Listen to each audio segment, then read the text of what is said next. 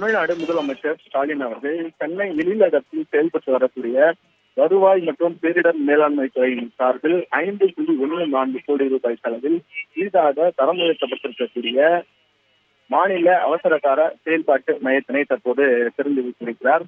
இந்த அவசரகால செயல்பாட்டு மையமானது பேரிடர் காலங்களில் 24 மணி நேரமும் செயல்பட்டு முன்னெச்சரிக்கை தரக்கூடிய வகையில் இங்கு இது அமைக்கப்பட்டிருக்கிறது. இதற்கு முன்பாக இந்த எழிலக கட்டிட வளாகத்தில் தான் பேரிடர் காலங்களில் முன்னெச்சரிக்கை தரக்கூடிய வகையில் 24 மணி நேரம் செயல்படுத்தப்பட்ட கட்டுப்பாட்டு மையமானது செயல்பட்டு வருகிறது. அவை தரம் உயர்த்தப்பட்டு தற்போது அவசரகால செயல்பாட்டு மையம் மாற்றப்பட்டு பல்வேறு அதிநவீன கருவிகள் இதுல தற்போது அமைக்கப்பட்டிருக்கிறது. 5.14 கோடி ரூபாய் செலவுல 10,000 சதுர அடி பரப்பளவுல இந்த மையமானது அமைக்கப்பட்டிருக்கிறது.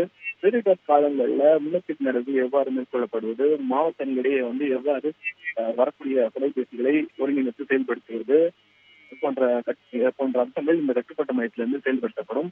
பேரிடர் காலங்களில் இவை பெரும் உதவியாக இருக்கும் என்று எதிர்பார்க்கப்படுகிறது.